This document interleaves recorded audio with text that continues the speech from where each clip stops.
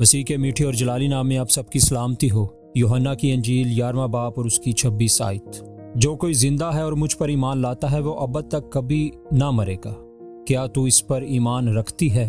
آمین۔ ہاں خداوند، ہم اس پر ایمان رکھتے ہیں۔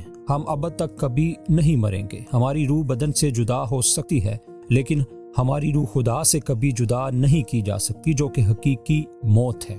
یہی وہ موت ہے جسے گناہ کی مزدوری کہا گیا ہے۔ ہم اس پر پختہ ایمان رکھتے ہیں۔ کون ہمیں خدا کی محبت سے جدا کرے گا جو وہ خداوند یسوع مسیح میں ہم سے رکھتا ہے؟ ہم مسیح کے بدن کے اعضاء ہیں۔ کیا مسیح اپنے بدن کے حصوں کو کھو دے گا؟ ہمارا یسوع سے بیاہ ہوا ہے، کیا اس کی کلیسیا اس سے چھین لی جائے گی؟ ایسا ہونا ممکن نہیں۔ ہمارے اندر وہ زندگی ہے جسے خدا سے جدا نہیں کیا جا سکتا۔ ہاں، اور روح القدس ہمارے اندر سکونت کرتا ہے، چنانچہ ہم کیوں کر مر سکتے ہیں؟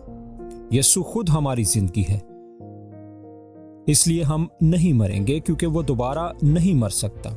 اس میں ہم گناہ کے اعتبار سے مر گئے اور سزائے موت پر دوسری دفعہ عمل درآمد نہیں ہو سکتا۔ اب ہم جیتے ہیں اور ابد تک جیتے رہیں گے۔ راست بازی کا اجر ہمیشہ کی زندگی ہے۔ چونکہ ہمارے پاس خدا کی راست بازی ہے، اس لیے ہم اعلیٰ ترین اجر سے فیض یاب ہوں گے۔ ہم پورے یقین کے ساتھ آگے بڑھے چلیں گے، کیونکہ ہمارے زندہ سر میں ہماری زندگی ابد تک محفوظ ہے۔